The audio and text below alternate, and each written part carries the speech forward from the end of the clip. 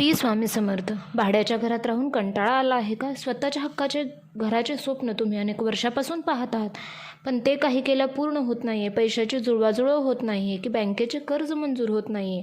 घर घेणे हे प्रत्येकाचे एक मोठे स्वप्न असते, पण कधीकधी नशिबाची साथ मिळत नाही. पण घाबरून जाऊ नका, कारण जिथे कमी तिथे उभे आपले स्वामी. आजच्या व्हिडिओमध्ये आपण पाहणार आहोत अक्कलकोट निवासी श्री स्वामी समर्थ महाराजांनी सांगितलेले काही अत्यंत प्रभावी उपाय, सेवा, टिप्स जे तुमचे स्वतःच्या घराचे स्वप्न पूर्ण करण्यासाठी नक्कीच मदत करतील. चला तर मग सुरुवात करूया. स्वामींच्या या उपायांकडे वळण्यापूर्वी स्वतःचे घर न होण्याची नेमकी काय कारणे असू शकतात हे पाहूया. हे समजून घेणे आवश्यक आहे. 1. ग्रहदोष. पत्रिकेत शनी, राहू, मंगळ ग्रहाची स्थिती कमकुवत असल्यास मालमत्ता खरेदीत अडथळे येतात. दुसरा म्हणजे वास्तुदोष. सध्या घरात राहत असलेल्या प्लॉटमध्ये वास्तुदोष असू शकतो.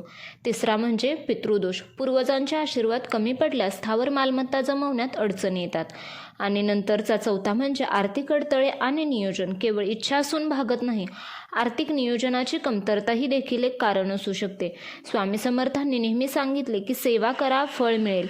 या समस्यांवर मात करण्यासाठीच त्यांनी काही सोप्या पण प्रभावी सेवा सांगितल्या आहेत.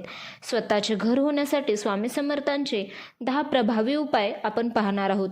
तर आता पाहूया हे 10 महत्त्वाचे उपाय जे श्रद्धेने आणि नियमाने केल्यास तुमचे घराचे स्वप्न नक्कीच पूर्ण होईल. तर तुम्हाला या 10 उपायांबरोबरच एक असा प्रभावी उपाय आहे जो तुम्हाला पूर्ण व्हिडिओच्या शेवटला सांगितलेला आहे, त्यामुळे व्हिडिओ शेवटपर्यंत नक्की पहा. नियमित श्री स्वामी समर्थ नामजप. इच्छापूर्तीसाठी हा सर्वात पायाभूत आणि शक्तिशाली उपाय आहे. नामजपामुळे इच्छाशक्ती वाढते. कधी आणि कसा करावा? दररोज किमान 108 वेळा श्री स्वामी समर्थ मंत्र याचा जप करावा. सकाळी आणि संध्याकाळी देवपूजा करताना केल्यास उत्तम. तुम्ही कामावर असतानाही जप मनातल्या मनात करू शकता. यामुळे मनाला शांती मिळते, घराचे स्वप्न पूर्ण करण्यासाठी सकारात्मक ऊर्जा मिळते आणि योग्य मार्ग दिसतो. तर पाहूया दुसरा प्रभावी उपाय. दर मंगळवारी मारुतीला गूळ चणे अर्पण करा. मंगळ हा भूमीचा कारक ग्रह मानला जातो. मंगळाचे दोष दूर झाल्यास मालमत्ता खरेदीचा मार्ग मोकळा होतो. कधी आणि हे कसे करावे? प्रत्येक मंगळवारी जवळच्या मारुती मंदिरात जाऊन मारुतीरायाला गूळ चणे म्हणजेच आपले फुटाणे अर्पण करा. मंगळ ग्रह बलवान होतो आणि स्थावर मालमत्ता मिळण्यास मदत होते. तिसरा पुढचा उपाय म्हणजे गुरुवारी पिंपळाच्या झाडाची सेवा आणि प्रदक्षिणा. ते कसे आणि कधी करावे? प्रत्येक गुरुवारी पिंपळाच्या झाडाला पाणी घाला आणि संध्याकाळी तिथे दिवा लावा. शक्य असल्यास 11 किंवा 21 प्रदक्षिणा घाला आणि घराच्या स्वप्नासाठी प्रार्थना करा. यामुळे गुरुग्रहाचा आशीर्वाद मिळतो, जो भाग्याचा कारक आहे, आणि पितृदोषही कमी होतो. पुढचा म्हणजे चौथा उपाय. भूसूक्त किंवा श्रीसूक्ताचे पठण करावे. भूसूक्त हे भूमीशी संबंधित आहे आणि श्रीसूक्त लक्ष्मी प्राप्तीसाठी आहे. कधी आणि कसे करावे? दररोज सकाळी आणि संध्याकाळी पूजेच्या वेळी भूसूक्त किंवा श्रीसूक्त याचे पठण करावे. यामुळे भूमीची देवता प्रसन्न होते आणि घरात लक्ष्मीचा वास राहतो, पैशाची जुळवाजुळव होते.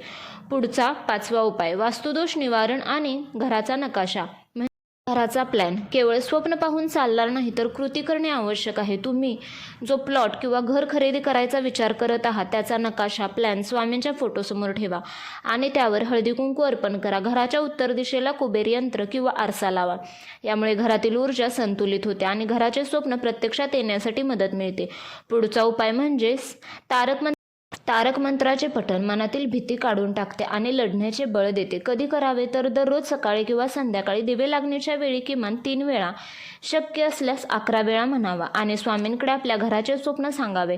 घरासाठी कर्ज घेताना किंवा मोठी रक्कम उभी करताना मनात येणारी भीती, अडथळे याच्यामुळे दूर होते. पुढचा उपाय म्हणजे आर्थिक नियोजन आणि आध्यात्मिक उपायांबरोबर आर्थिक शिस्त आवश्यक आहे. घरासाठी लागणाऱ्या पैशाचे बजेट ठेवा. दरमहा थोडे पैसे घरासाठी बाजूला ठेवा. पुढचा उपाय.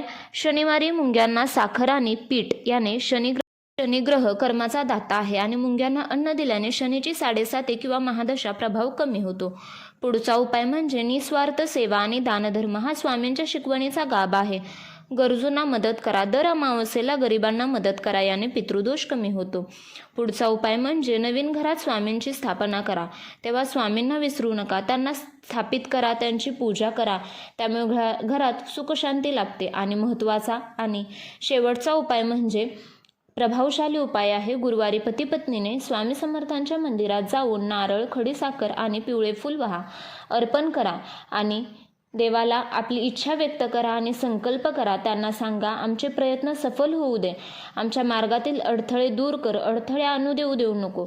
नंतर प्रत्येक महिन्यात गुरुचरित्र पारायण करावे. जोपर्यंत घर होत नाही तोपर्यंत संकल्पयुक्त तुम्हाला गुरुचरित्र पारायण प्रत्येक महिन्याला करायचं आहे. व्यंकटेश स्तोत्र दिवसातून 2 वेळा वाचायचं आहे. स्त्री सूक्त, पुरुष सूक्त दररोज घरामध्ये वाचावे. विश्वकर्मा चालिसा घरातल्या कर्त्या पुरुषाने वाचावे. नवनाथांचे पारायण करावे. अनेक भक्तांना स्वामींनी प्रतीक्षा करायला लावली, पण योग्य वेळी योग्य फळ दिले. धीर ठेवा, श्रद्धा ठेवा, निराश होऊ नका. स्वामी तुमच्या कष्टाचे आणि सेवेचे फळ नक्कीच देतील. महत्त्वाचे म्हणजे स्वामींवरचा विश्वास कधीही कमी होऊ देऊ नका. तुमचे घराचे स्वप्न नक्की पूर्ण होणार. हे प्रभावशाली उपाय आवर्जून करून पहा. व्हिडिओ आवडल्यास लाईक, शेअर अँड सबस्क्राईब करा. पुन्हा भेटूया पुढच्या व्हिडिओमध्ये. श्री स्वामी समर्थ.